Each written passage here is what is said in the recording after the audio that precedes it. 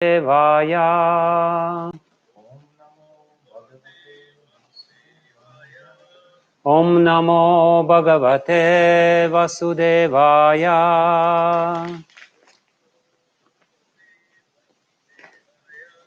Om Namo Bhagavate Vasudevaya.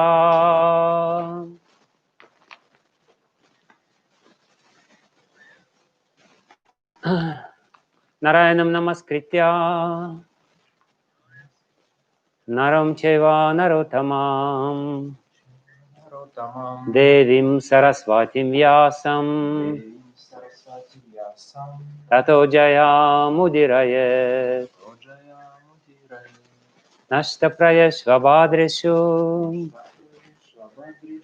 Nityam Bhagavata Sevaya Bhagavatyutama Shloke Bhaktir Bhavati Naistiki Yam Pravrajantam Anupetam Apeta Krityam Dvaipayana Dvaipayana Katara Juhava Putreti Tanmayatayo Taravo Vinedus Tam Sarva Bhuta Hridayam Munimanatosmi. Okay, Hare Krishna. I am very happy again to be with you, even though I don't see you and don't understand what's going on there. But I hope you can hear me. So, to remind you where we are in our studying of the topics of Srimad-Bhagavatam, we've been talking about Srimad-Bhagavatam in general, and we touched to a certain extent the 9 lakshanas or 10 lakshanas, 10 topics of Srimad-Bhagavatam. And then we started discussing one canto after another canto after another canto, trying to understand what is the main message of this canto. We already stated many times that ultimate message of Srimad-Bhagavatam is described in the 10th canto of Srimad-Bhagavatam, in Krishna Charita, in the description of life story of Krishna. But to understand it properly, we have to prepare our consciousness, and we have to remove certain misconceptions which are very prominent within our mind. Especially because we are brought up in this modern scientific, rational, so to speak, society. And sometimes, devotees, they kind of believe in Srimad Bhagavatam, but this phase, it doesn't go very deep. When it comes to the practical application in our life, we still remain atheists. So that's unfortunately a very commonly spread phenomenon. So we covered the first canto, which is the Adhikari Tattva, the canto which very beautifully describes the qualification to understand Srimad Bhagavatam, to understand the message of Srimad Bhagavatam. Only if we have, the spirit of service to the speaker of Srimad Bhagavatam, to the spiritual master, only if we are very sincere in this approach and try to listen very carefully, trying to understand not only the logical content of his speech, but the greater truth behind it, which is the main message of Srimad Bhagavatam, then we will be able to very quickly realize Srimad Bhagavatam as Maharaja Parikshit exemplified in his life. Within just 7 days, he understood everything. He became completely, totally happy. his consciousness expanded unlimitedly. He basically, as our acharyas explain, obtained his Siddha Deha, the body of a cowherd girl in Vrindavan. Oh, there is something is going on which is not very, according to the first canto, is not very desirable. There is some interruption. The listening, according to the first canto, should be uninterrupted. That's very important. That's a qualification to understand Srimad-Bhagavatam. So, yeah, he obtained the body of a gopi, and he went to the spiritual world, and that's basically the desired result, which could be expected from our study of Srimad-Bhagavatam. But again, to achieve this result, we have to really comply with the conditions which are delineated there in the book itself. So the second canto, as we said, was describing the principles behind sadhana. What is sadhana? How this sadhana ultimately brings us to the goal of our aspirations, to the goal of all our endeavors. So that's the second canto. And of course, in the second canto, we again briefly touched a very important topic of the Chatuk Shloki of Srimad-Bhagavatam, where the four different elements of Srimad-Bhagavatam are described. The Bhagavat Tattva, Maya Tattva, Prayojana Tattva, and Sadhana Tattva. These four truths are explained in Chatuk Shloki of Srimad-Bhagavatam.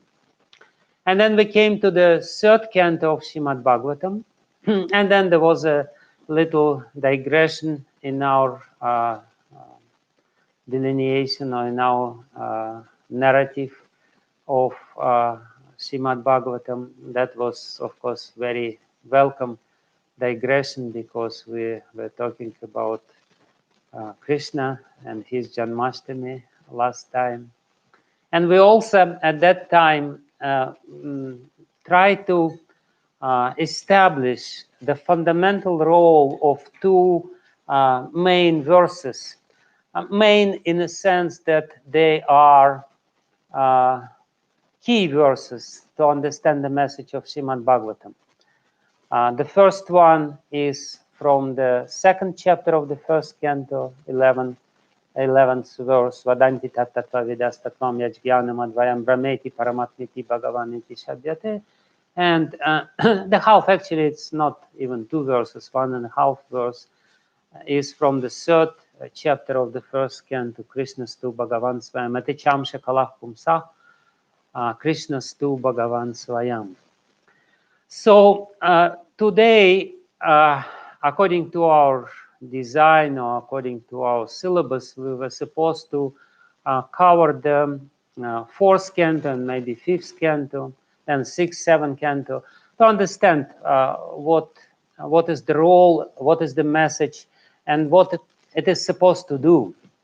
I will explain very beautifully how it happens today, hopefully, if we will have little time. But I decided today, instead of going to the fourth canto, to present to you the philosophy of creation, which is repeated in the second and third canto 7 times. Sometimes in a very detailed way, sometimes quite briefly in abridged version, but still it's repeated again and again and again, and then it's hinted upon in other cantos of Srimad-Bhagavatam, and then it's repeated again 2 or 3 times in the 11th canto of Srimad-Bhagavatam. To understand, to stress, to emphasize the importance of this topic, I decided to give a presentation instead of just talking. I created a presentation. Please don't judge it too, too strictly. I tried my best. I will explain this philosophy of Sankhya because, as we spoke about 2 lectures back, this philosophy is very much necessary for us to understand, to deal properly with the energy of the Lord. We can understand the Lord himself only if we are dealing properly with his energy. The Lord is adoxoja. He is not available to our senses at this moment of time, but he's avyakta. But his energy is manifest to our senses. And if we understand that the Lord is behind his material energy and deal with it appropriately according to this philosophy, then very quickly our consciousness will be purified. On the contrary, if we forget about this connection between the energy and the energetic source, the Lord himself, and deal with it separately, then it will become the source of bewilderment for us. It's Maya. It becomes Maya. As soon as we cut the connection between the Lord and his energy and try to enjoy this energy separately from the Lord instead of using it to serve the Lord, then immediately the bewilderment process takes place, and we become entangled in the chain, in the endless chain of cause and effect, which is called karma. So I'm also sure that perhaps there will be some interesting points which we will discover while going through it. So I will read a verse from the fifth chapter of the third canto of Srimad-Bhagavatam, which is very beautifully describes a particular problem which we are dealing with. It's 29th verse of the third canto, 5th chapter. Mahatattvam vikurvanat aham tattvat vyajayata karyakarana kartratma bhutendriya manomayah vaikarikas tajasascha tamasaschatyaham tridha. Mahatattva, or the great causal truth, transforms into false ego, which is manifest in 3 phases: cause, effect, and the doer. All such activities are on the mental plane and are based on the material elements, gross senses, and mental speculation. The false ego represented in 3 different modes: goodness, passion, and ignorance. That verse is more or less completely describes the whole philosophy of Sankhya, which is, of course, much more elaborate, but that's the Sankshept version, abridged version of it. Purport. A pure living entity in his original spiritual existence is fully conscious of his constitutional position as an eternal servitor of the Lord. All souls who are situated in such pure consciousness are liberated, and therefore they eternally live in bliss and knowledge in the various Vaikuntha planets in the spiritual sky. When the material creation is manifested, it is not meant for them. The eternally liberated souls are called Nitya Muktas, and they have nothing to do with the material creation. The material creation is meant for rebellious souls who are not prepared to accept subordination under the Supreme Lord. The spirit of false lordship is called false ego. Prabhupada very beautifully encapsulates this idea. The spirit of false lordship is called false ego. It is manifested in 3 modes of material nature, and it exists in mental speculation only. In other words, it's just the imagination. Our whole material life is more or less a product of kalpana, imagination. It's more or less a dream. As much as during the dream state, the false ego forces us to identify with the false creation of the mind during the dream, and we are undergoing certain tribulations. In the same way, during our wakeful state, the false ego forces us to identify with the gross bodies and subtle bodies. But that's all more or less mental speculation only, as Prabhupada says. Those who are in the mode of goodness think that each and every person is God, and thus they laugh at the pure devotees who try to engage in the transcendental loving service of the Lord. Those who are puffed up by the mode of passion try to lord it over material nature in various ways. Some of them engaged in altruistic activities as if they were agents appointed to do good to others by their mental speculative plans. Such men accept the standard way of mundane altruism, but their plans are made on the basis of false ego. This false ego extends to the limit of becoming one with the Lord. The last class of egoistic conditioned souls, those who are in the mode of ignorance, are misguided by identification with the gross body, of the gross body with the self. Thus, all their activities are centered around the body only. All these persons are given the chance to play with the false egoistic ideas, but at the same time, the Lord is kind enough to give them a chance to take help from the scriptures, like Bhagavad Gita and Srimad-Bhagavatam, so that they may understand the science of Krishna and thus make their lives successful. The entire material creation, therefore, is meant for the falsely egoistic living entities hovering on the mental plane under different illusions in the modes of material nature. Srila Prabhupada ki jai.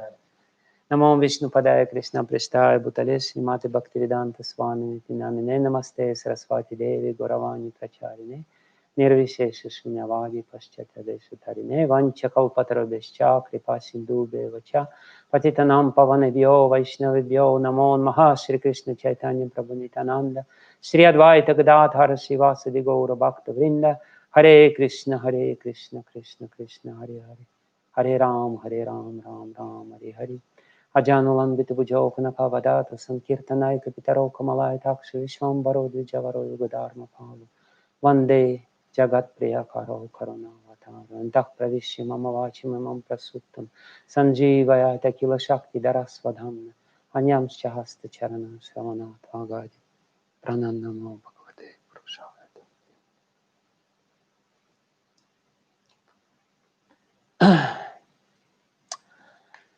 So let's start our delineation or deliberation on the philosophy of creation. Sarga, primarily we will touch the first creation, the creation of the elements of this material world according to Srimad-Bhagavatam. So the main point which Srimad-Bhagavatam, it doesn't work, unfortunately. The PowerPoint doesn't work. Okay. So the main point which Srimad-Bhagavatam is trying to prove is beautifully described or encapsulated in the sutra of Vedanta Sutra, Atma Krite Parinamat. The world is parinama or transformation made of himself. The Lord himself has become the world. This is the translation of this sutra, which is very much disliked by the Mayavadi philosophers because it's directly against their philosophy of Vivartavada. It's very clearly said that the world is parinama. From parinama, parinamat, atma krite. the Lord is the material upadana and efficient nimitta cause, upadana karana and nimitta karana. And these two very important words which we should know. The material cause or ingredient from which the stuff from which this world is made, and efficient cause, nimitta karana, or instrumental cause, the desire behind it, the classical example of the pot. There are two causes of the pot. One is the clay, which is material cause or ingredient cause, upadana karana. Another one is potter, who is sitting there rotating the wheel and making the pot from the clay. That's nimitta karana.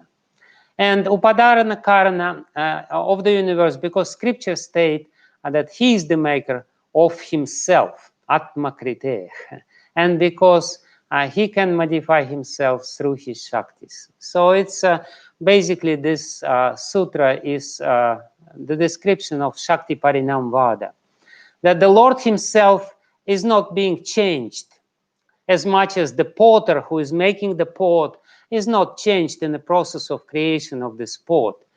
But his energy, not exactly his, but in as much as the example goes, the clay, which belongs to the potter, undergoes certain transformation, and that's how the world is created. So just very briefly, I thought I will mention the theories of causality, which are there in Vedic philosophy, because it's very important for us to understand what is our theory of causality. Basically, there are two types of these philosophies. One say that asat, this is asat karyavada. It means that karya, or the effect, is not pre-existing in the cause. It's completely new creation. Like the example which Nyayikas, who are proponents of this philosophy, give, they say that the cloth, which is the effect of the threads, does not exist in the threads. It's a completely new creation. So therefore, their philosophy, another name of their philosophy is Arambhavada. Arambha means beginning. It's just something new, completely new is created from the cause. And other school of philosophy, which also subscribes to this point of view, is Buddhism. They say everything is created from shunya, from nothing. Another very prominent philosophy which subscribes to these views is, of course, Charvaka, or scientific philosophy. Like scientists, very important, they say that the consciousness is the product of matter, and it's not there in the matter. Just by certain combination of matter, when the matter becomes more and more complex, it's an emergent quality. So all the time when we're talking about asat karyavada, the effect which is not pre-existent in the cause, we're talking about some emergent qualities, new, completely new qualities in the effect which is not there in the cause, which is ridiculous. Our acharyas, they give certain arguments against this. They say if the effect was not in the cause, then any effect can come from any cause. Normally you can extract oil from sesame seeds. Because why? Because oil exists in sesame seeds. The effect exists in the cause. But if the effect was not existed in the cause, then you could take some stones, grind it nicely, and would get the oil, right? Because it's a new creation. It's a strange sort of philosophy. But anyway, it's a very prominent philosophy, and believe it or not, we all to a certain extent, subscribe to it. We all think that, consciousness can be created, or at least to a certain extent, can be created due to evolution of the matter. Another argument against this is that, matter is unconscious. So it's like darkness. And to say that from this darkness, under the certain conditions, from the certain combination of this darkness, the light can come, is the same as to say, yeah, you take darkness in the different combinations, and then all of a sudden light will appear. Light will never appear from darkness, because it's not there in the darkness to start with. So, and therefore, we are very consistently propounding the theory of Satkaryavada, which means that the effect is existent in the cause. That whatever we see basically was pre-existent in its cause, and in a certain way, in certain conditions, it was pre-existent. And of course, there are different varieties of this Satkaryavada. One is Vivartavada, and the philosophy of Mayavadis. They say, yes, the effect pre-existed in the cause, but ultimately the effect is an illusion. The effect does not really exist. It's just an appearance. It's a superimposition of certain ideas of concepts upon Brahman. Yes, the cause of all causes is Brahman, but the effect, material energy, ourselves, is just Vivarta. It's an illusion. So that's a certain variety of Satkaryavada. Another very prominent variety of Satkaryavada is Parinamavada of Sankhya, of Ishvara Krishna, of atheistic Sankhya. They also say that this world is a parinama of Prakriti. Prakriti is the material cause, and Purusha, Jiva, is the efficient cause. But we don't subscribe to this philosophy either. Our philosophy is called Shakti Parinamavada. Yes, parinama or transformation takes place when the cause is turned into effect. But what is being transformed? Shakti is being transformed, or the energy of the Lord is being transformed, material energy of the Lord is being transformed, and it creates this variegated creation. So basically, very clearly, we have to understand that God is the matter of which his energy, he is the matter of which this world is created, and he is the designer of this world. He is the idea or the brain behind this world. So yeah, and Lord is always playing in the spiritual world with his Chit Shakti. But he is not always playing with his material Shakti. Sometimes his material Shakti becomes avyakta, unmanifest, and sometimes it manifests. Basically, this temporary material creation which we are dealing with and which we are a part of is sometimes it undergoes transformation. Sometimes it's avyakta, sometimes it's vyakta, sometimes it's destroyed and goes into unmanifest stage. Sometimes it manifests, but it's always there. It's an eternal energy of the Lord.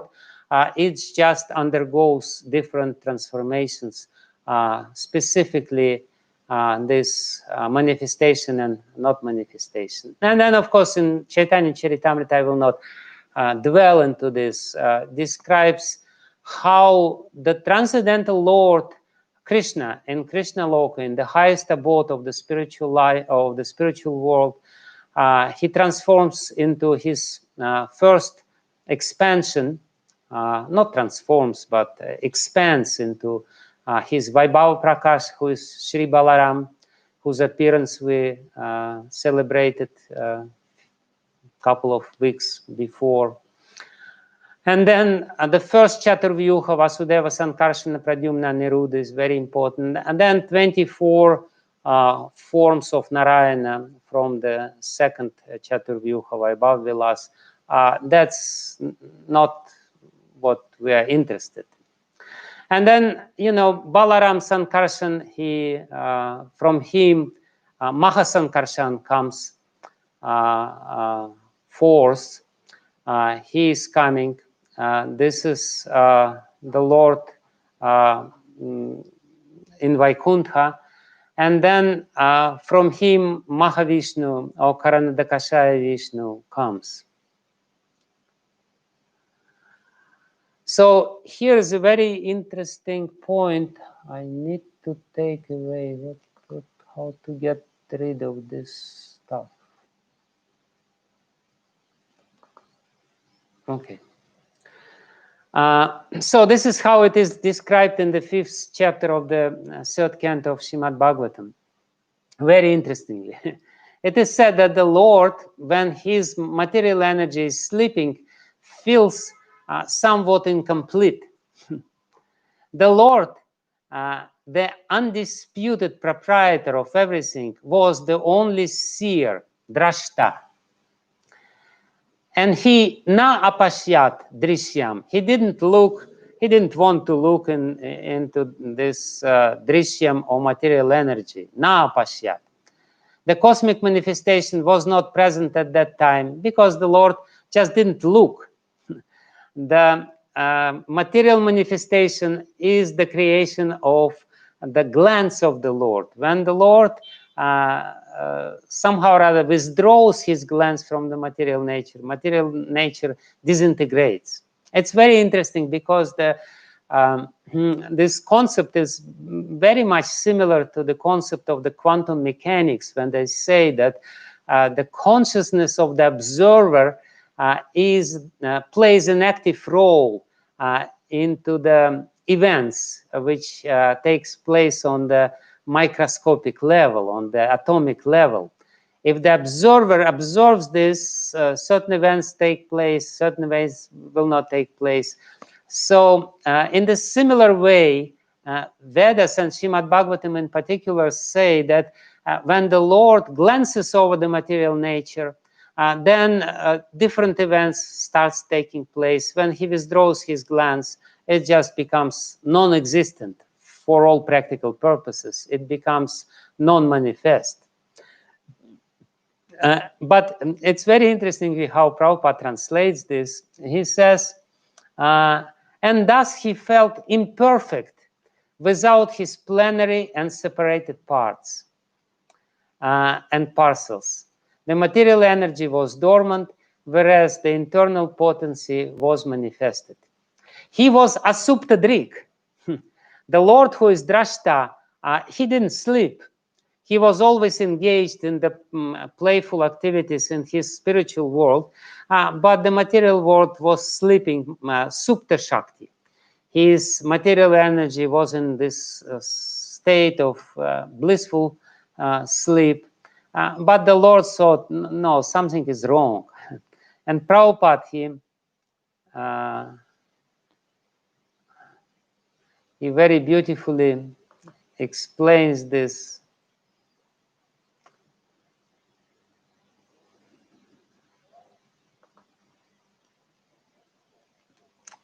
It just doesn't work. It just doesn't work.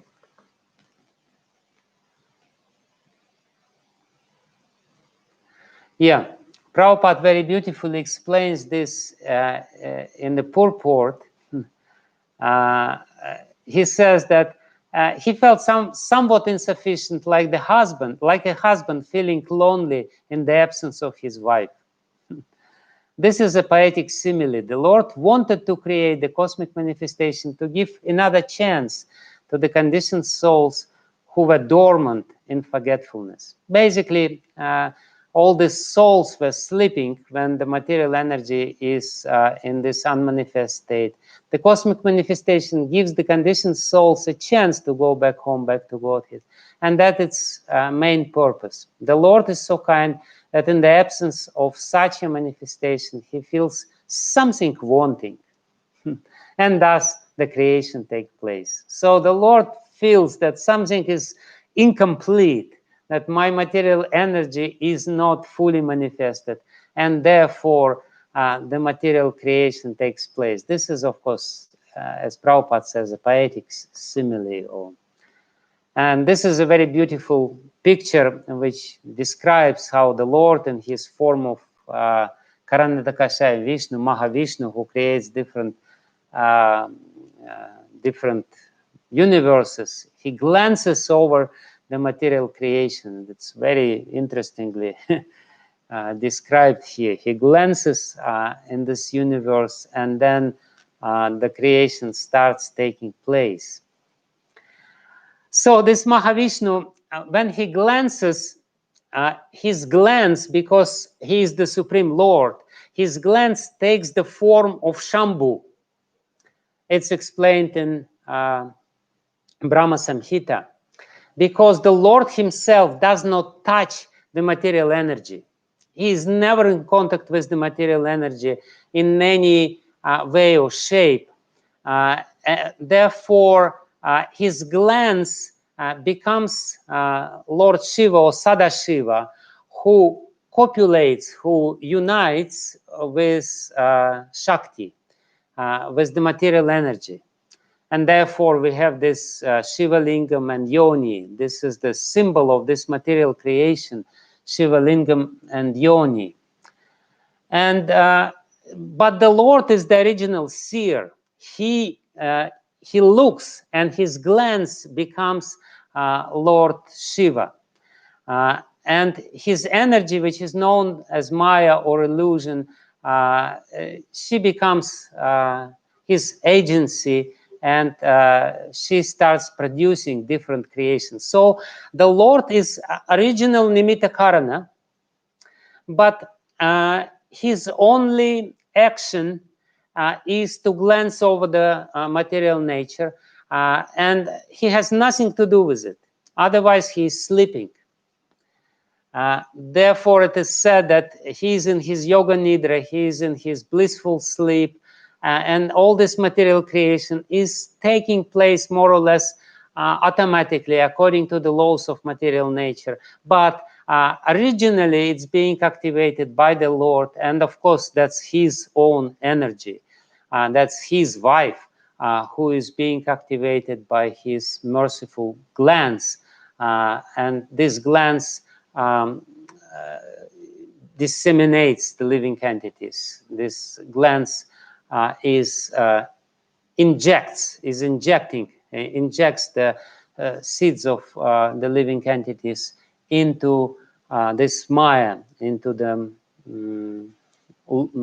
womb of Maya. So, yeah, and therefore the material energy, before it becomes manifest, it's called by different names. Sometimes it's called avyakta because it's not manifest. Sometimes it's called pradhana. Pradhana means the great potential, because all the potential is there, but the potential is not realized. So this is the meaning of the word pradhana. And sometimes it's called prakriti. Prakritim prahur. It is called as a prakriti sometimes. It's just depending. So we have to know different nomenclatures, different names, or different synonyms.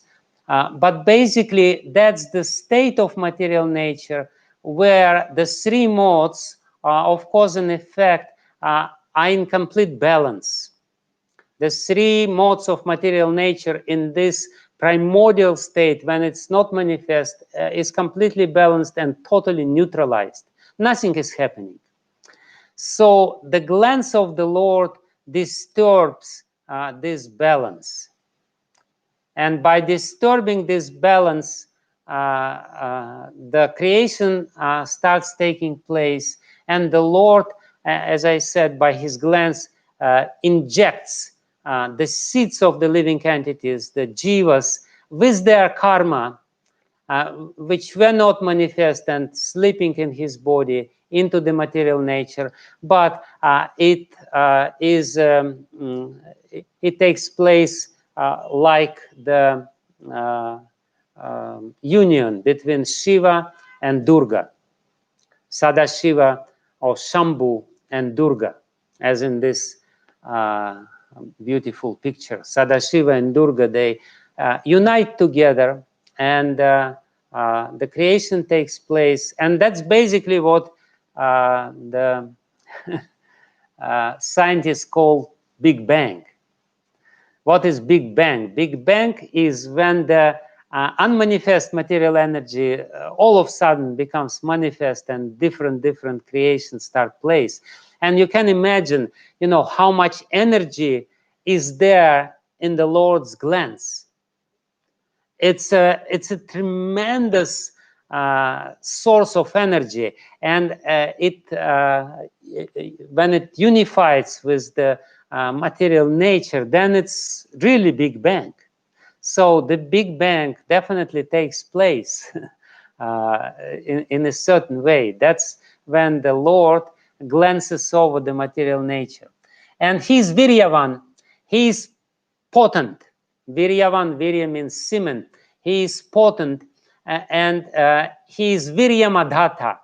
He injects the seeds of living entities into this material energy, and everything starts taking place. So Krishna says this in the 14th chapter of Bhagavad Gita, Aham Bija Pradah Pita, this Mahat, great material energy, is Yoni, and I'm Bija Pradah Pita. I'm the one who is disseminating the jivas. But what is most important, which we should understand while meditating on this, and we can definitely meditate while chanting Hare Krishna mantra, how this creation takes place. You know, there was nothing, and then just Lord looks, and phew, the Big Bang takes place. But what is most important is that this glance of the Lord, which is Shambhu or Shiva, another name of it is Kala Purush, or eternal time. This Kala Purush, or eternal time, disturbs the balance of the gunas. And this is the definition of time, beautiful definition of time, which is given in the 3rd canto of Srimad-Bhagavatam. Eternal time is the primeval source of the interactions of the 3 modes of material nature. It is unchangeable and limitless, and it works as the instrument of the Supreme Personality of Godhead for his pastimes in the material creation. In other words, Lord does not touch himself, but through the medium of the time of his glance, or Shambhu, whatever you call it, he uses this as the instrument. That's the instrument. What Lord wants to achieve by this instrument, he wants to give us the chance to enjoy, and he wants to give us the chance to become frustrated totally in our attempts to become happy in this world, and ultimately strive for liberation and achieve liberation through the process of devotional service. So this is the first definition of the time. That's the willpower of the Lord. The willpower of the Lord behind everything which is happening. When we go to an astrologer and we ask astrologer what is in store for me in the future, we basically ask what is the will of the Lord. And ultimately, we have to try to meditate on this. This is very important meditation for every devotee, that whatever is happening with me, behind this is the will of the Lord. Benevolent will of the Lord. Not just some cruel will of some cruel creature, no, but merciful will of the Lord behind everything. So this should be our meditation. Whatever is happening with me, whatever is coming to me. This is something, this is the Lord is talking with me. The Lord wants to say something with me. Even though he's not talking directly, because it's an indirect manifestation of the Lord, nevertheless, it's the will of the Lord. So that's the first thing. And kala is time. Time made possible our birth in this world, and time will make sure that we will die. And we will have to accept this inevitable death with gratitude, and with a lot of feelings. You know, it's basically this meditation on the time as the will of the Lord have to make us grateful to the Lord, to bring our gratitude to the state of very strong emotion which will guide us in this life. And then another definition of time, which is very common in Srimad-Bhagavatam, kalo guna kshobakaha. Kala is the disturbing element in the gunas. He always disturbs the gunas. You know, sometimes we look and we just wonder what's going on in the world. It's just time disturbing the gunas. Sometimes the time brings tamaguna on the top, and sattvaguna is suffering. He's the loser. And sometimes rajaguna is more prominent. Sometimes, rarely in Kali Yuga, sattvaguna is prominent. And we say, you know, the world is crazy. No, the world is not crazy. It's just that time is disturbing gunas and stirring up different gunas. And in the same way, the time is stirring up gunas in our mind, because our mind consists of 3 gunas. As much as our body consists of vata, kapha, and pitta, 3 doshas, our mind consists of sattva guna, rajaguna, and tamaguna. And we know, you know, in a few hours, when the sun will be going down, the tamaguna will be prominent. Why? Because the time will make it prominent. And because tamaguna will be prominent, we will go to sleep. And then at one point, well, sattvaguna will become prominent, we will wake up. We're waking up not because of the alarm clock. It's a misconception. If the sattvaguna would not be prominent at that time in our mind, alarm clock would not help. We would continue sleeping very peacefully. We would not even hear the alarm clock. But because kala is constantly regulating the gunas, the cycle of the gunas, disturbing the balance of the gunas and bringing different gunas into different positions of prominence in this material world, then everything takes place, the creation takes place. So this is what Kala is doing. And when we take our individual life, we also sometimes think, you know, sometimes we think, oh, my goodness, was I stupid at that time? Why was I so stupid at that time? Because of Kala. Kala, who is the agent of Daiva, of our providence, activates tamaguna at a certain point, and we become completely bewildered. We become totally stupid, and we cannot do anything. We cannot help anything. We're just stupid, and we create stupid things. Or sometimes we're rajasic, sometimes we're tamasic. Of course, this is not an excuse to say that, you know, what can I do? Time is doing this to me. No, but we have to understand that, yes, there is this influence of time, and we have to harmoniously alienate ourselves with the time. It basically means that when the tamaguna is prominent, we shouldn't go to discotheque and try to agitate the rajaguna. We should go to sleep. And when sattvaguna is prominent, we should not continue sleeping. In the morning, we should wake up and start chanting our rounds. We should go into this rhythm with the time. And this is the way to serve the Lord. This is a part of our service. Why sadhana is so important according to the time, because it's our service to the will of the Lord. We are trying to harmonize ourselves with this force of the time. That's the second definition of the time, which I brought to you. And the third definition of the time is kalayati sarvamiti kalaha. It's etymological,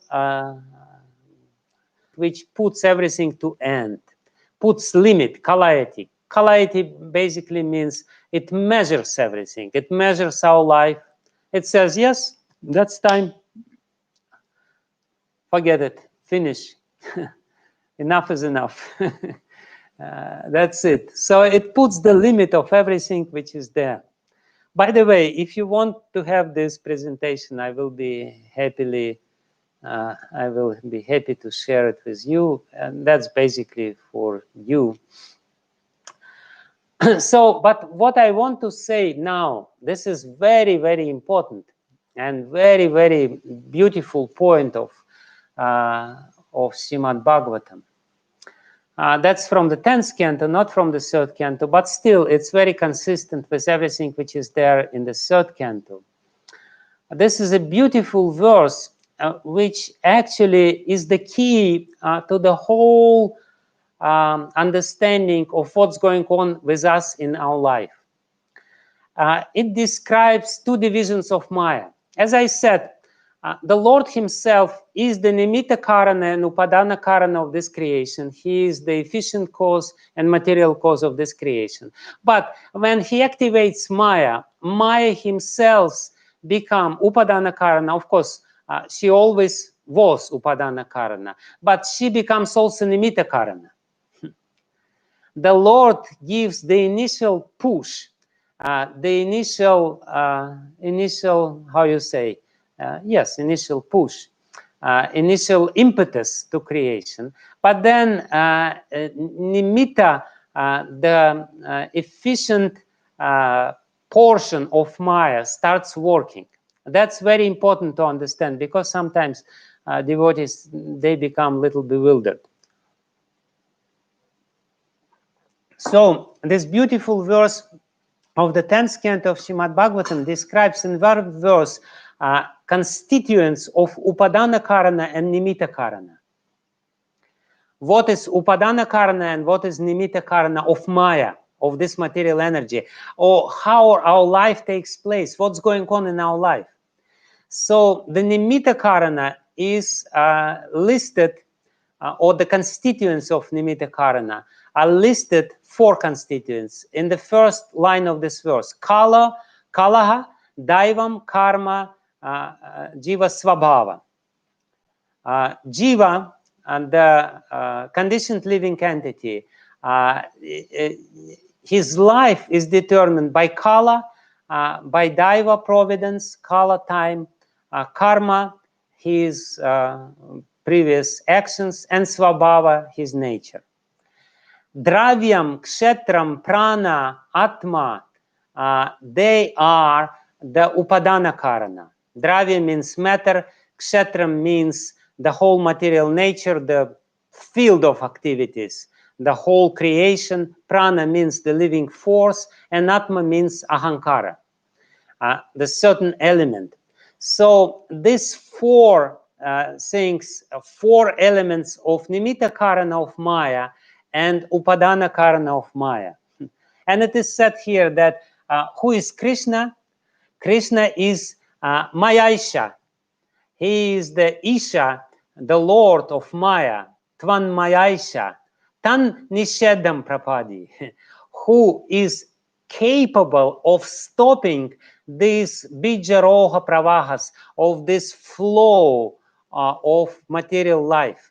Basically, very beautiful verse. It is said, Tat Sangataha, when all these 8 elements or 9 elements, kala, daiva, karma, jiva, svabhava, dravya, kshetra, prana, and atma, they get together, sangataha. That's us. Whatever we see in the mirror, it's kala, daiva, karma, Jiva, Svabhava, Dravya, Kshetra, Prana, and Atma. So next time when you go to the mirror, you can say, hello, Kala, Daiva, Karma, Jiva, Svabhava. Don't say it's me. It's Maya. Whatever you see in the mirror is Maya. And it has two elements in it, Upadana and Nimitta. And I will explain, this is actually what Sridhar Swami is explaining. What is what? Time, Kala, is the precipitator, or he's giving the fruits of our activities. Sobhaka, he's disturbing everything. He is working. Previous actions is the instrumental cause, nimitta, karma. Whatever we did has become the cause. The same karma, when manifest on the verge of delivering its fruit, is called daiva. In other words, when the karma is about to give us the fruit, we call it providence. We feel that this is, some how you say this, misfortune is coming to me. Something is bad is coming to me. Something is going to happen. So that's daiva. When the karma is ready to give us the fruit, we call it daiva. Especially the ancient Greeks philosophy, they were completely fascinated by this force of daiva, and they would say that nothing can divert our daiva, and we all know this. And then innate disposition, svabhava, is made of unconscious impressions left by karma. In other words, we are working. When the karma is about to bring fruit, we call it daiva. And when the karma is the constituent of our unconsciousness, subconsciousness, different tendencies. Somebody is angry, somebody is very benevolent, somebody is very lusty, somebody is very envious person. So all these impressions, they are called svabhava. It's basically the same names for everything, but this is what nimitta. This is the efficient cause behind our life. The karma which is being enveloped during our life, this is what is taking place in Maya. And this is all Maya. This is all material energy. Material energy gives us the chance to realize all these things. Then the jiva, the entity, the conditioned living entity, she is in between, or he is in between, and these two attributes of Maya are acting on jiva. The first is nimitta, and the second one is the stuff, matter, upadana karana. And that's dravya. Dravya means subtle elements, which we will now understand.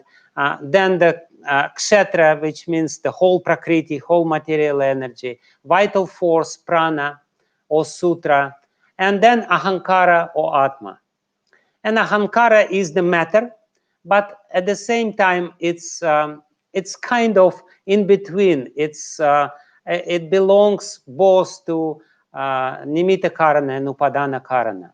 It's the matter, ahankara, and it's also semi-conscious, so it has the impetus inside. I will explain this a little later, but just to give you the idea how Srimad-Bhagavatam beautifully and very consistently explains this material creation. This is the whole understanding which we should have of our life.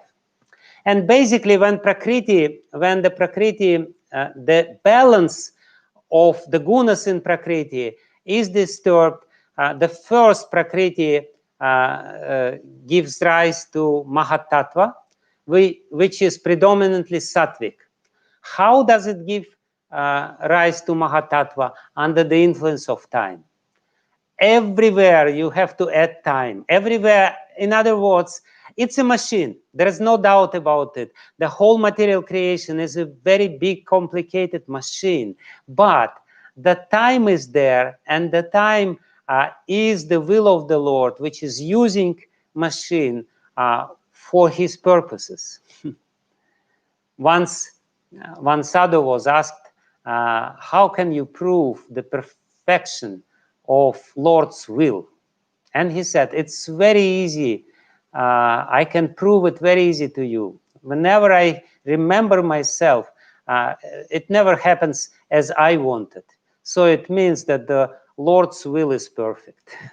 It's basically the Lord's will is being realized or is being fulfilled here in this material creation. So Prakriti, by the will of the Lord, when it's agitated by the time, give rise first to Mahatattva.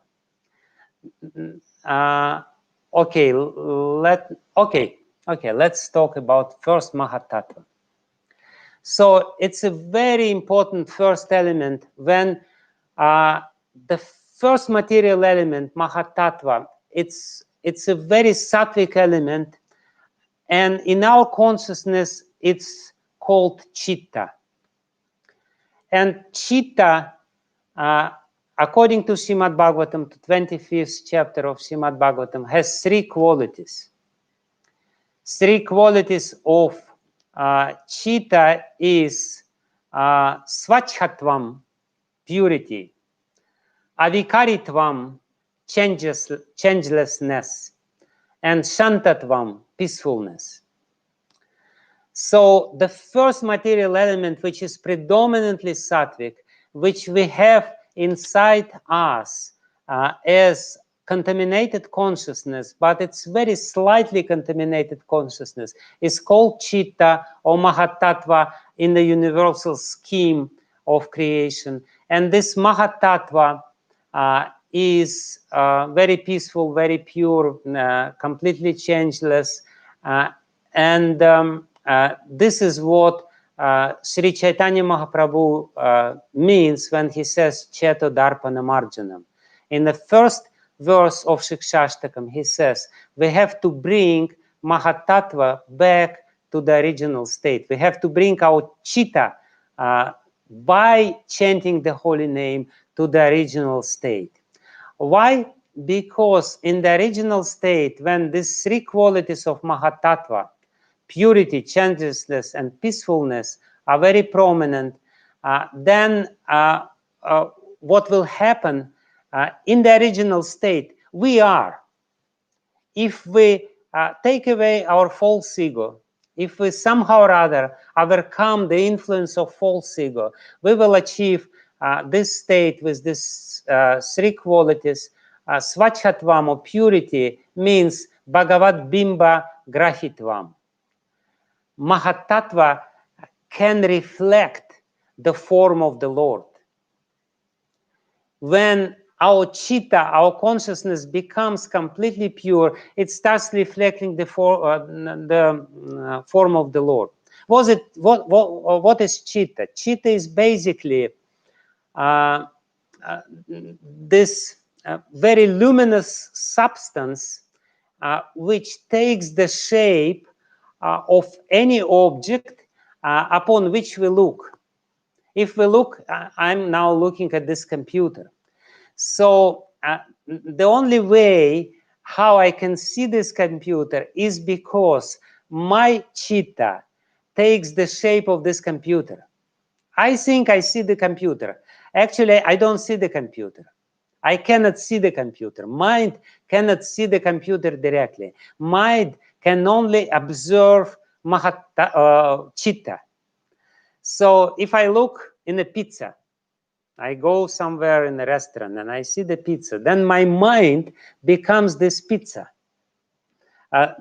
Chitta becomes this pizza, and my mind sees this pizza, and my mind says, oh, I like this. I want this pizza. Only because the Chitta took the shape of pizza. So this is what Chitta does all the time.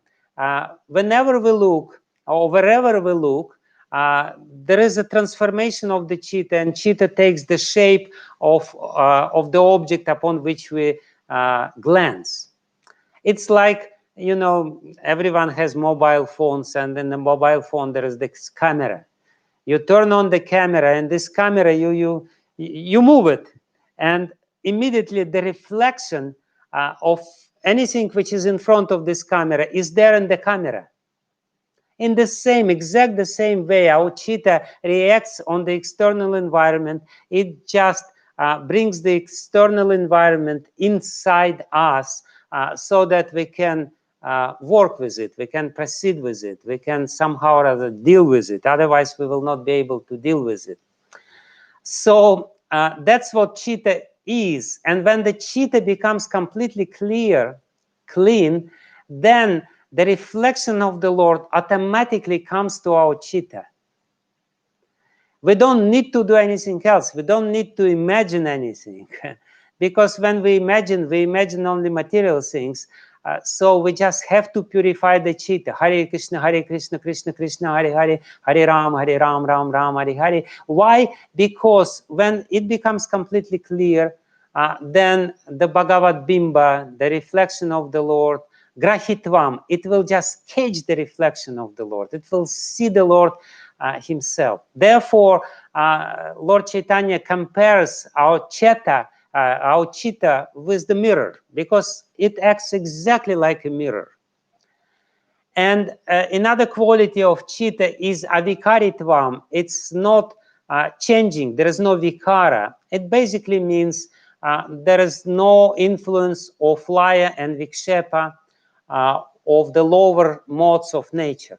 It's predominantly sattvic, and when the cheetah is in its original state, then we don't want to sleep. Why? Pure devotees, they sleep very little, very less. You know, we know that Raghunath Das Goswami, he hardly slept 1-2 hours. All the Goswamis of Vrindavan, they hardly slept because there is no laya in their chitta. Laya means sleep. You know, some people, they sleep all the time. They sleep during night, they sleep during the day, they sleep during Bhagavatam class. That's common. because it's the influence of tamagun on chitta. And therefore, if they have this problem, they have to chant more. Hare Krishna, Krishna Krishna, Hare Hare, Hare Ram, Ram Ram, Hare Hare. Then the laya basically means distraction. Laya means this state of consciousness where when we are not conscious. We are still conscious, because consciousness is the property of the soul. Nobody can deprive the soul from consciousness, but at the same time we as if unconscious during the anesthesia, during the deep sleep or whatever. We are not conscious, therefore under the influence of tamagun. Therefore it's called laya. Laya means distraction. Our consciousness is destroyed at that time. It's covered over. Or vikshepa means this distracted consciousness, when I'm just jumping from one internet page to another internet page, and I'm not satisfied with anything else. So this is Rajagun. So this is all distorted states of consciousness, but original consciousness is avikaritvam. It's very, very changeless. It's very clean. And the next state of the next quality of mahatattva or chitta, our original consciousness, when it's clear and pure, it's ragadi rahityam, raga adi. It is free from negative emotions. Like raga, etc. And basically raga, krodha, and bhaya. These three most prominent emotions which are there. So when we purify our chitta, there is no fear, there is no attachment, and there is no anger. And if somebody has very prominent emotions inside himself, it basically means that his chitta is still very much contaminated by false ego. So that's what it means. And this is illustration of how the clear chitta would look like. You see this clear water, and this clear water gives a very, very distinct and clear reflection of everything which is there. And it's very peaceful, and it's tasty. You know, when somebody has this pure consciousness, he's very happy. Srila Prabhupada compares this with the clean water. The clean water, it's very calm, very peaceful. It reflects everything which is there, and it's sweet in taste. So in the same way, when our consciousness becomes purified, even its material consciousness, we become very, very happy. When the sattvic element in our consciousness predominates over rajas and tamas, then the happiness become our natural state. So this is what chitta is, and this is on the universal scheme of creation is called Mahatattva, the first creation, when the time disturbs, brings pradhana into the state of prakriti, in the state of manifestation. So the first manifestation is Mahatattva, this amazing chitta in ourselves. When prakriti, or manifested material nature, is disturbed by rajas, when the rajas or passion, mode of passion is predominant, then it gives rise to sutra tattva. Sutra tattva, sutra means thread, and sutra basically means this activity which is there. It is not described in the 3rd canto of Srimad-Bhagavatam, but it is described in the 11th canto of Srimad-Bhagavatam in a few places there. So sutra tattva basically creates prana. We already saw it. It's a very important constituent of upadana karana, of this world. Prana, why do we live?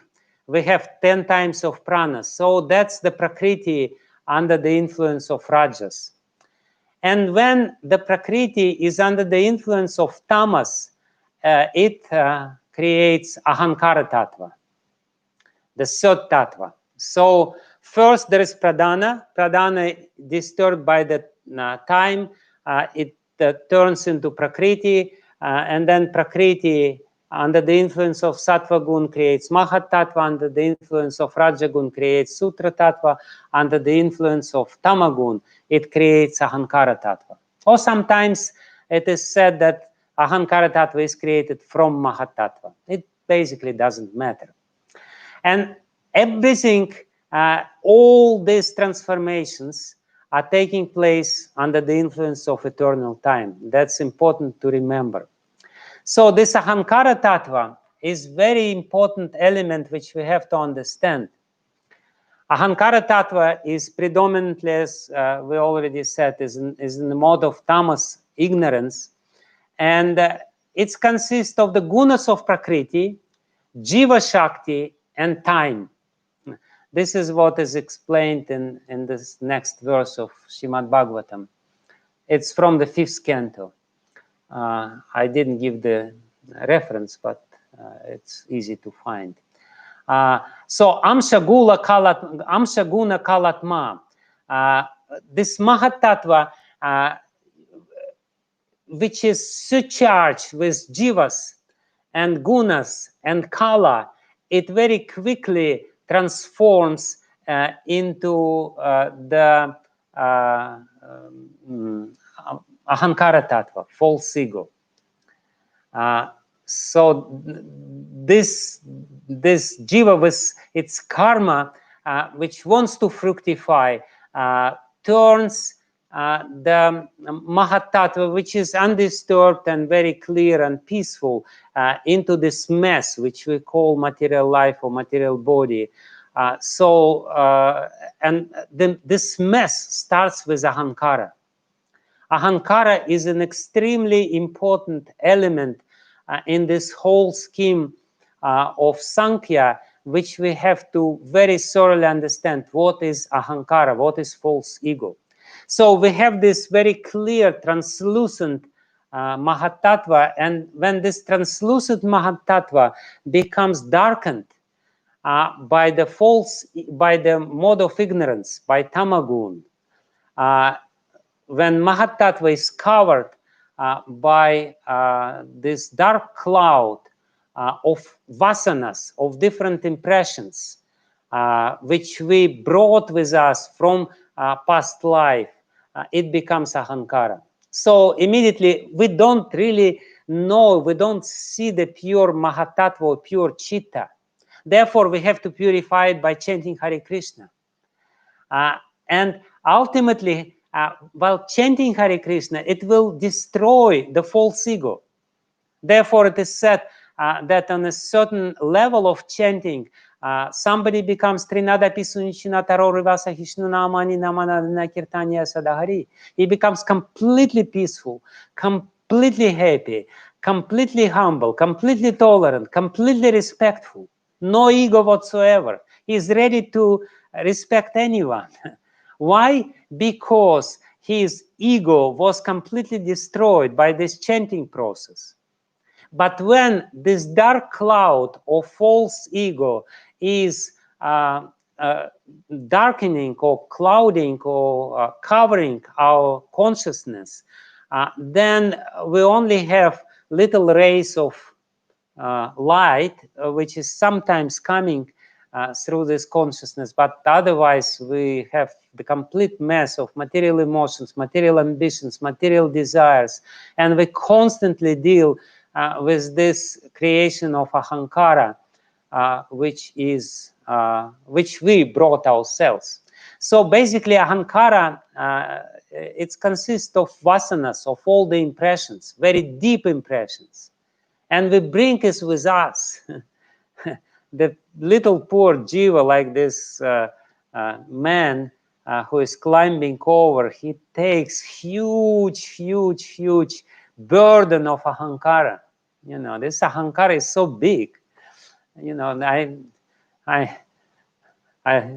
when Russia became free Russia, there were some rich people, and these rich people, they started building big palaces to themselves. And I was wondering, why do they need such a big places? And you know, I realized that they have such a big ahankara, so it just doesn't fit into a small kitchen. You know, it needs more space. So it's a big burden, and it's very dark. That's what we have to understand, and that's the reference point. We will, at the end, we will see beautiful pictures how Ayurveda explains this whole thing. This ahankara actually limits us. It's the tamasic boundaries of our consciousness. And when our consciousness becomes more pure, it becomes expanded. But it always expands up to the limits of ahankara. You know, somebody like Prabhupada explains this in the purport which we chant. Somebody may, you know, I'm a very altruistic person. I'm doing some welfare activities. But that's his ahankara. It's bigger. It's bigger than the ahankara of a person who is concerned only with his own interest. But still, it's false because it has the tamasic boundaries, tamasic limits, and it's basically the false expression of my particular desire to lord it over material nature. Therefore, it's tamasic from beginning to end, and therefore, in any spiritual discipline, we have to be very careful about ahankara. If the false ego becomes strengthened, fortified, reinforced by certain activities, certain things, we have to stop this. If something which we are doing is reinforcing our false ego, we have to really stop it because it's very counterproductive. And that's the last 10th offense to the holy name. We will never be able to chant the holy name properly if we stick to this conception of I and mine.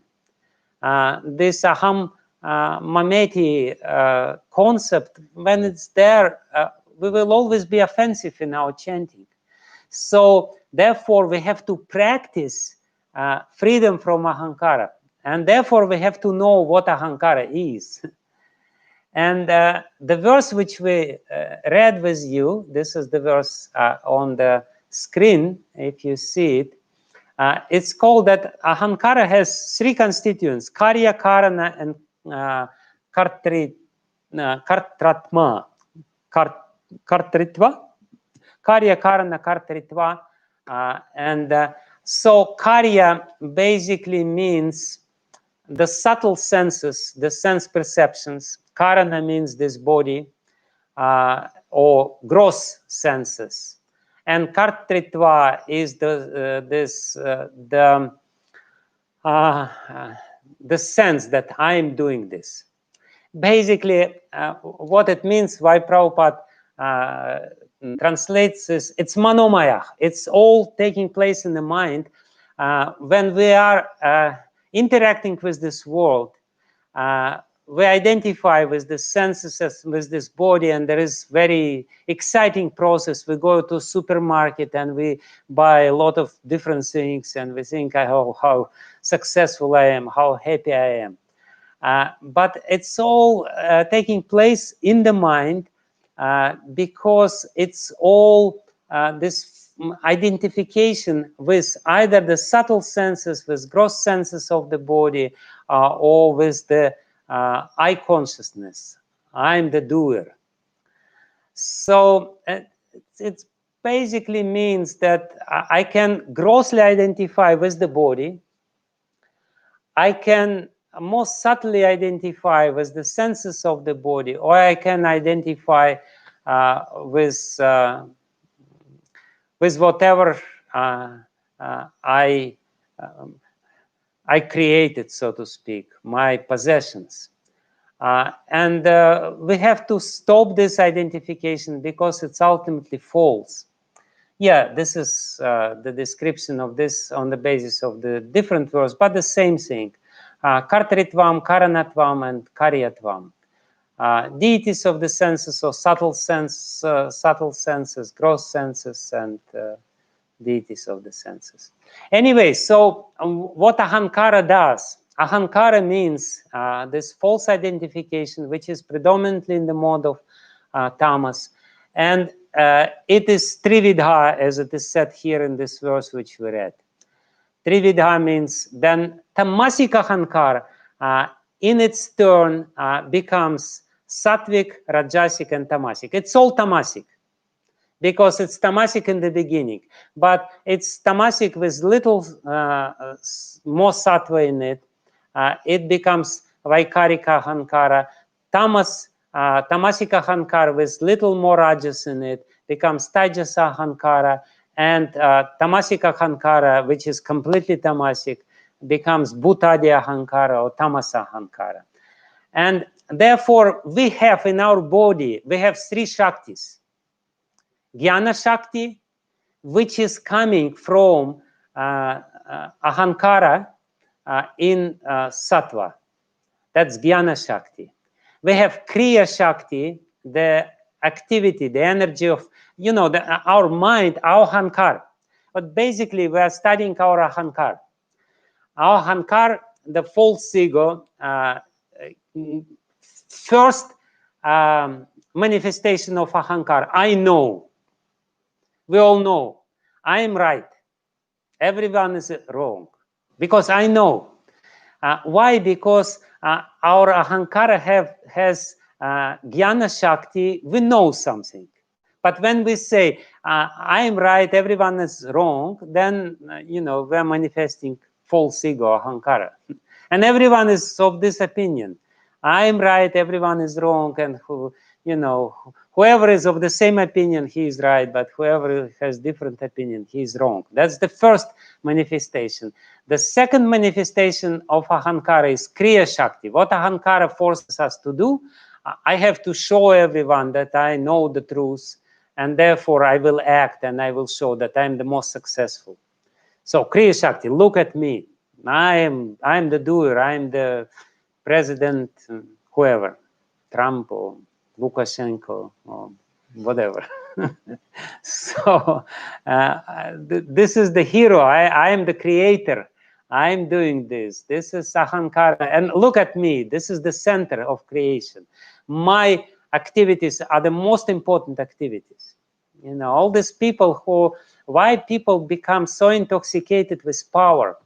Because when they're in the position of power, everyone is just looking what they're doing. And that's basically the whole game of material life. The whole game of material life is to force our other living entities to think about us. Actually, the success of our life is measured how much we can force other people to think about us. Therefore, that's, you know, that's what everyone is doing. You know, the wife is trying to force the husband to think about her, and the husband is trying to force the wife to think about her. And the little baby is more successful because everyone thinks about him. You know? So that's what is going on. This is Kriya Shakti. Look at me. What am I doing? I remember we once had a prasadam, and we were sitting on the floor. There was probably around 20-25 devotees, many devotees around this prasadam on the floor. And then there was little baby. He was at that time maybe 2 years old, or yeah, less than 3 years old, maybe 1 year old or whatever. And he was trying to draw the attention, but nobody could care less about him because everyone was serving prasadam very enthusiastically. So ultimately what he did, he just kind of made his way, and he stood right in the center of this prasadam together and look around. Just look at me. I'm here. I'm the center. You're not looking in the proper place. Here I am. This is Rajasika Ahankar, Kriya Shakti. And Tamasa Ahankar, when the Ahankar becomes very tamasic, then the person, he measures, when he has Sattvic Ahankar, he measures his success in life of how much he knows. He's, you know, he's very knowledgeable person. When the person has Rajasic Ahankar, he measures his success in life by how much he achieves, his achievement, all his different, you know, different, say, but when his Ahankar becomes tamasic, then he measures his success in life or how much he owes, how much stuff, how much dravya, how much matter is around him, you know. So this is very tamasic manifestation of Ahankar, which is a very tamasic itself, but that's tamasic in square. So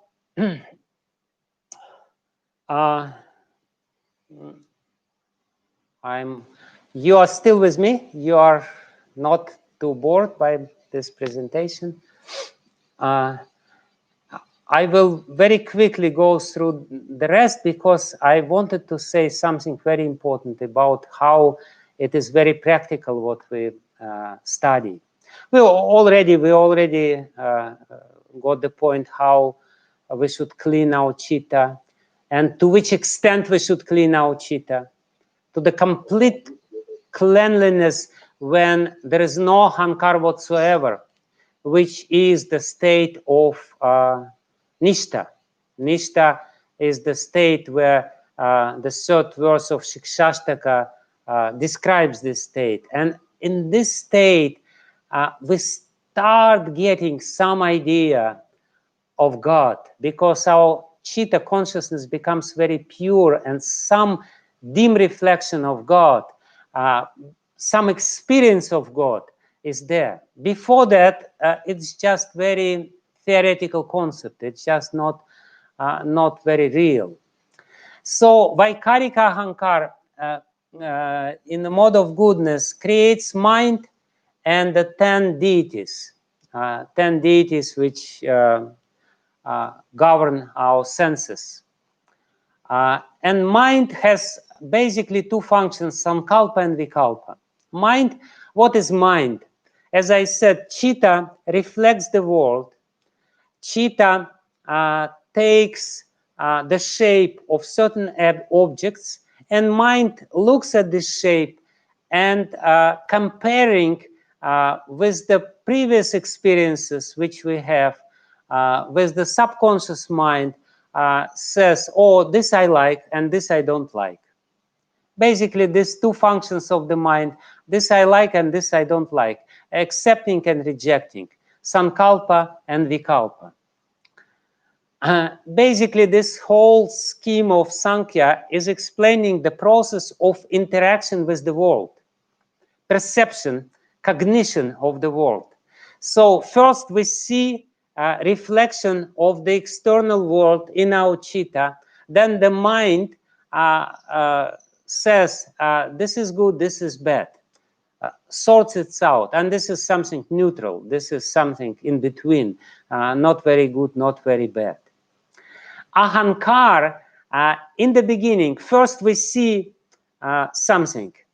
Then immediately Ahankara starts acting, and Ahankara says, does it have anything to do with me? It relates the particular object which is within our vision to us. Does it have anything to do with me? And if it's something which has nothing to do with me, we just don't see it. You know, there are so many things around us which we practically don't notice because it has nothing to do with us. It's not related to us. It's not really reference to us. Like, you know, the man may go by a shop where the, you know, the beautiful dresses, women dress, is being sold, but he will not notice anything. You know, you ask him just a split second later, what was there? He will say, nothing was there. Why? Because it's not related with his ego. It has nothing to do with his ego, unless he wants to buy a birthday present to his wife. But it's probably useless to try to choose something for your wife. You're not sensitive enough. But if the woman comes, she will immediately seize this in great details. Why? Because ego says, yes, yes, this is something which belongs to you. So the ego appropriates things.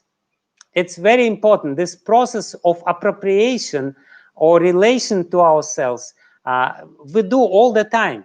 This is related to me. This is mine. So we always say, this is mine, this is mine, this is mine. And this is not mine, I don't need it.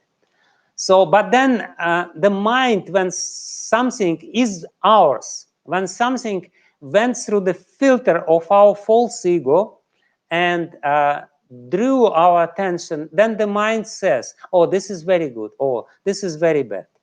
So this is what the mind says, basically, with the help of the deities, because we cannot really see without the deities.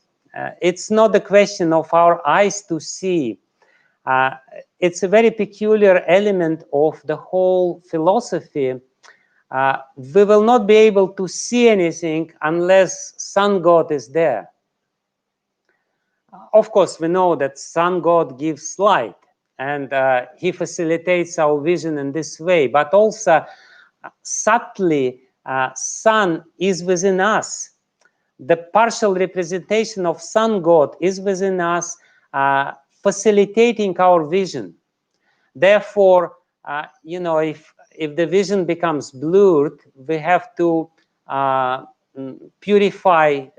You know, there is a processes of curing some diseases of cognition as well in Ayurveda, which is called Daiva Vyapashraya, when we pacify certain deities. You know, we do certain yagya or certain process or chant certain mantra to this deity, and it improves our vision or our smell,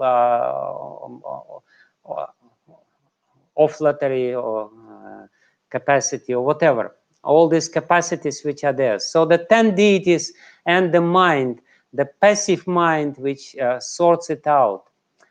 So now Taijasa Ahankara, in the mode of passion, gives rise to the senses, and it also gives rise to buddhi, to intelligence.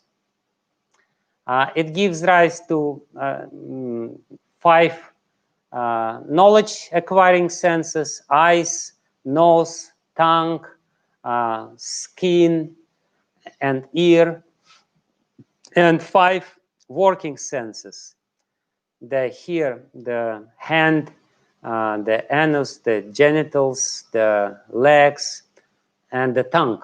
The tongue is both working sense and knowledge acquiring sense. So, and this is the passion.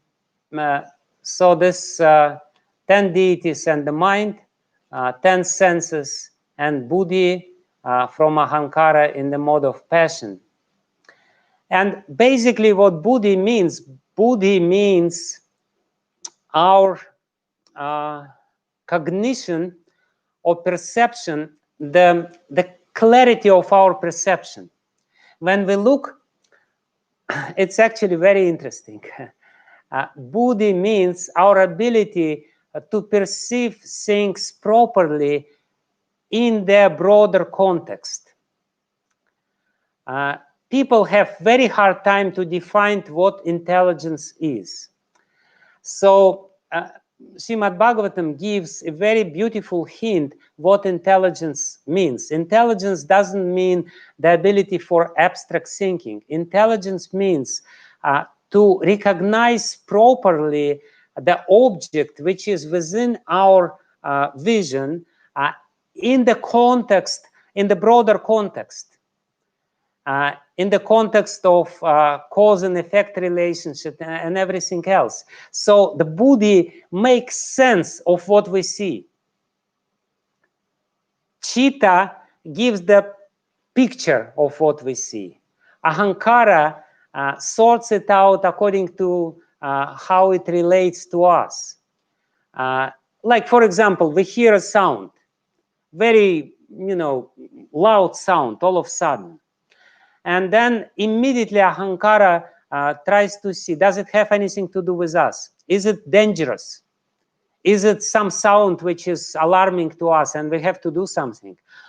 Or it's not related, it's just, neighbors, they're, they have happy family life and they're very loudly expressing their happiness in this way. So when Ahankara sorts it out, then immediately you don't even hear because it's not related to you. They may be quarreling, but you don't see because you're absorbed in something else, and you don't want to know anything about it.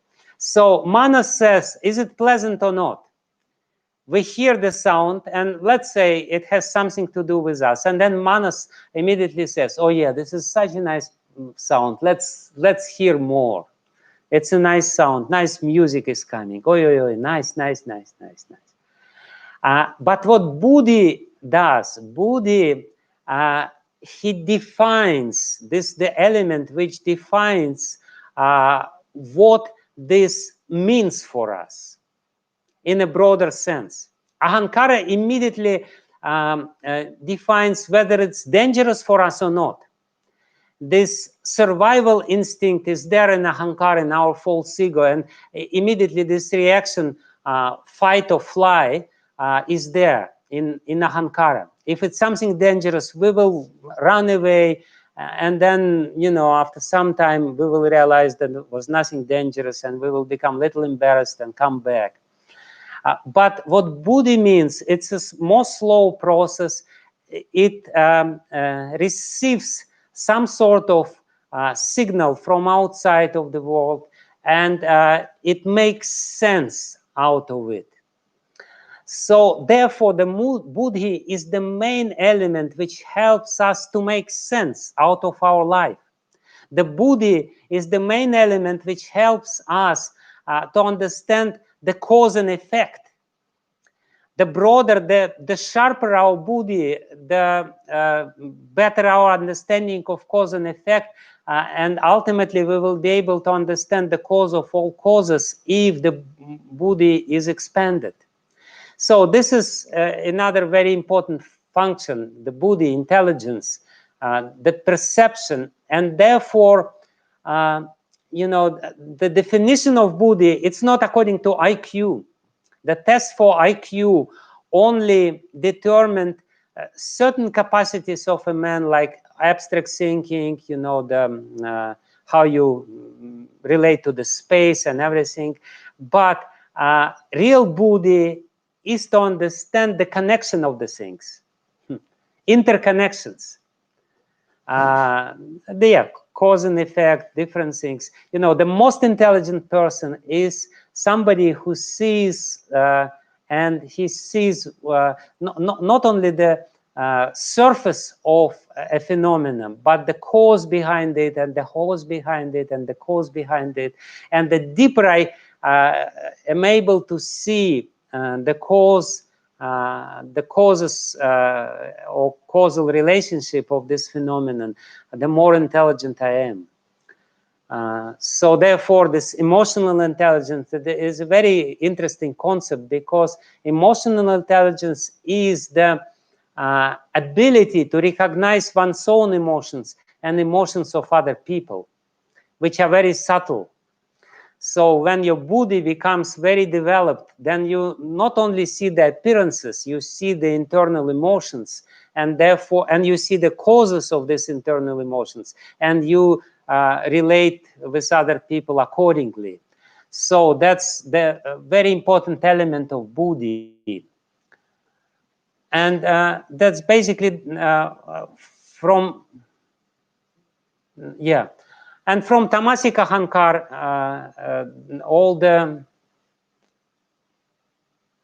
from Tamasic Ahankar, oh no, all the elements are taking place. Tamasika Ahankar, it's not Vaikarika, it's a mistake, it's Tamasika, Bhutadi Ahankar. In Ahankar and Tamas, first sound gives rise under the influence of time to sky gives rise to touch gives rise to air gives rise to form gives rise to fire gives rise to taste. It's again a mistake, first taste and then only water, and then it gives rise to smell and then earth. There are two mistakes here. First, the subtle element, and then this subtle element or the sense object, and then the sense object creates the element. So this we will not go into the details because I already talking too long. I'm just, I'll give a little conclusion to this. First, this is the whole scheme of creation. Krishna looks at Pradhana. Krishna in his form of Mahavishnu looks at Pradhana. Pradhana is turned into Prakriti. It becomes revived. And Prakriti gives rise to Mahatattva. Mahatattva gives rise to Sutra Tattva and to Ahankara Tattva.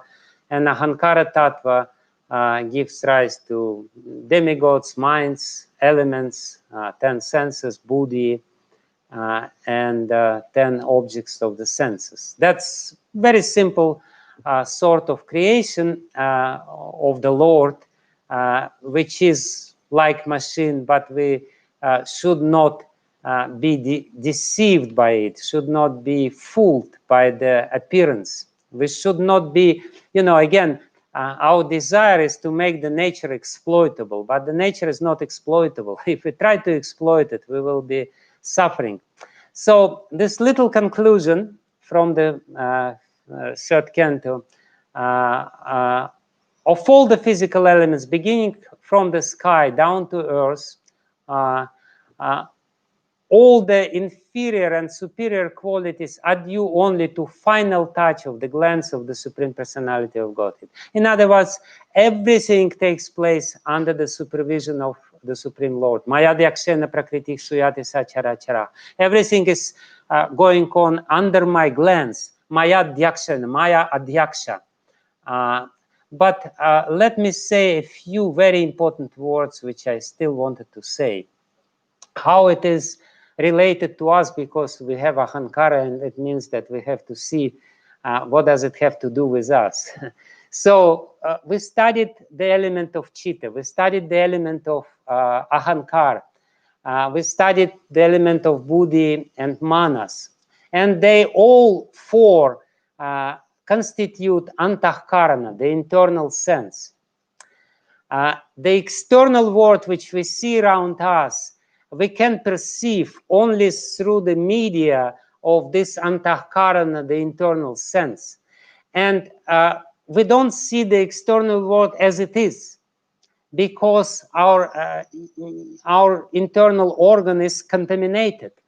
If our internal organ is not clear, we will see only the perverted reflection of the external world, and we will not relate with it properly. Therefore, Chetadarpana Marjanam, the first and foremost duty of any living entity who wants success in life, who does not want to become foolishly successful through his ahankara, he has to purify the consciousness and to make successful the interaction, the proper interaction. If our consciousness is not proper, we will interact in the wrong way. We will turn on our ahankara, and our ahankara will become violent. Our consciousness or our interaction with the world will be full of violence, anger, and all other emotions. But what I wanted to say, very interestingly, the first element which is there is the element of ether, which is called here Nabhasa. And Srimad-Bhagavatam defines the element of ether as pranendriyatma dishnyatvam. It's the meeting place of prana, indriya, and mind. Srila Prabhupada says it's accommodation room for external and internal existences, and the field of activities for vital air, senses, and the mind. This all take place in the ether, even though mind and the senses and the prana, they are more subtle. They act within the space, within ether. And basically it means, what is ether? Ether is the original element where the waves are created. Initially, when the Western scientists started studying this, and when they discovered the electromagnetic waves, and they discovered that the light has the nature of the waves, and these waves, they can go through the vacuum. So they said that there should be some sort of substance, otherwise what is being waved? So this substance which is being waved is ether. Very interestingly, please listen very carefully. This is my last gift to you today. So this prana, indriya, and mind, they're functioning within the space. It basically means that what we will have, our mind is functioning within the space. It basically means that the mind has the nature of the waves within the space. And indriya, the subtle senses, they have also the nature of the waves, and prana has the nature of the waves. Like Nyayikas, they say that the mind is atomic. Yogis, they say the mind is all-pervading. So what is it? Is it atomic or all-pervading? It's both. It's both atomic and all-pervading, because it's functioning within the space. So as much as the electron is both atomic and it has the wave nature of the wave, and the nature of the particle, so the same thing is with our mind. So what we will see, this is what I promised to you from Ayurveda. Ayurveda says how the mind functions. The mind, because it has this nature of the waves and it functions in the space, the mind of chitta and other functions are included into chitta, because chitta is the, when we're talking here about the mind, we're talking about antahkarana, all the elements. So when the sattva predominates, the mind becomes expanded, because the outer covering of the mind is tamasic covering of the ego. Here it is said, see, this is the orange circle is tamas. So when the mind or sattvic portion of the mind becomes expanded, we feel happiness, because that's the nature of sattva. And normal state of mind in Ayurveda is the mind where sattva is more prominent, and this sattvic nature of the mind, when the sattva is more prominent, is the happy state of the mind. When rajas becomes more prominent, sattva becomes shrunk, like in the second picture, and tamas becomes also quite prominent. And when the tamas, of course, becomes very prominent, then the sattva becomes very small, and we practically lose consciousness. So it's these three pictures is the description of three states of mind: happy mind, disturbed mind, and completely tamasic or unhappy mind. The happiness means expansion of the mind in the space. When the mind expands, it becomes very happy. And ultimately, when the covering of ahankara is removed, the sattva guna, the mind can become expanding more and more and more, including everyone else, and ultimately including Krishna into the picture. We will be able to understand Krishna when we remove this hard covering of the false ego. So basically, the spiritual life means the expansion of the sattvic portion of the mind, or expansion of our mind. And therefore, certain things are forbidden. What things are forbidden in religion? All those things which brings our consciousness to shrink, because ultimately it makes us unhappy, and it doesn't help us to understand the reality. Whereas the broad mind can understand the reality more properly, the broader it is, and therefore Ayurveda classifies the mind in many, many different classes. This is all human beings, but there are human beings who are like, whose consciousness are like trees consciousness, tarukaya, or matsyakaya. There are human beings whose consciousness are like fish consciousnness, or prasahyakaya. So there are these three tamasic, more rajasic, and many more sattvic consciousness, and the consciousness expands, and expands. And this is what we are doing by chanting the Hare Krishna mantra. We're removing the negative elements of our mind and help it to become more expanded, to understand the reality in the broader context. And this is, when we look at this picture, we will be able to track down the contracted consciousness of people who don't understand that there is a cause of all causes, God. Because their mind is too narrow. They are too narrow-minded to understand that there is a cause of all causes. They just cannot understand this at all. So there are many more consequences, very important consequences of this scheme, which I explained. The beautiful scheme of creation according to the 3rd canto of Srimad-Bhagavatam. But ultimately, it's all there to remove this misconception that I can enjoy by interacting with this material nature. If I interact improperly with this material nature, trying to get the illegal enjoyment, forbidden enjoyment, then my consciousness will only contract, it will only bring unhappiness, and it will ultimately be very counterproductive, because it will bring me to the lower status of life. So I should interact with this matter, with this energy of the Lord, according to the desire of the Lord. And the Lord desires me to interact with this matter in such a way that my consciousness expands. And when the consciousness expands, I become undisturbed.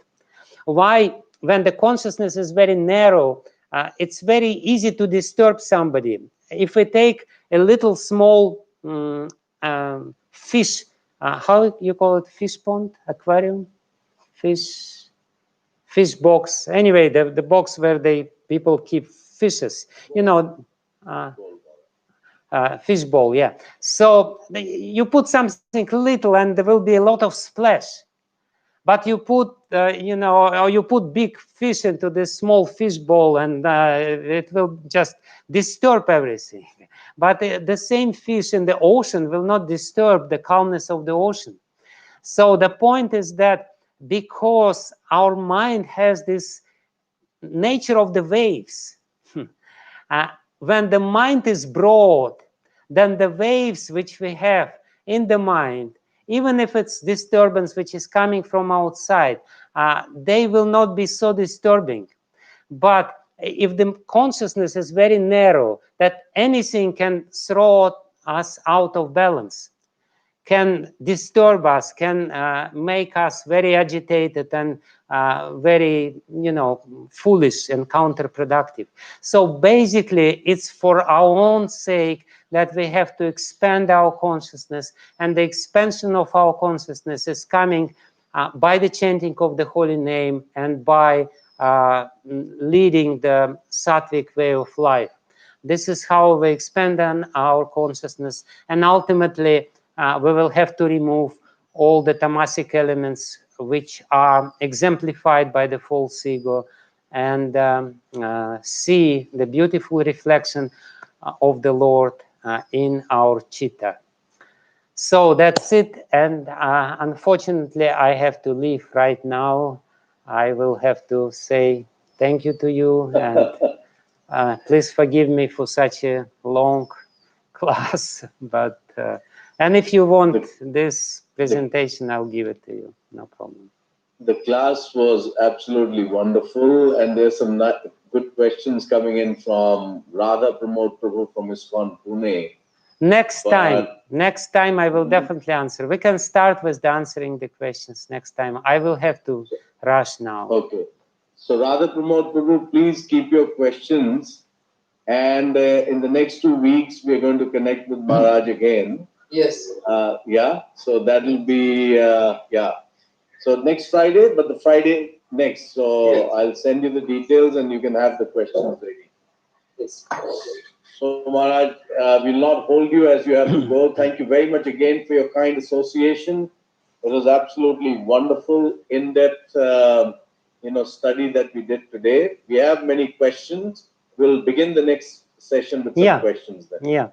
Okay. Right. Thank you very much. Hare Krishna. Hare Krishna.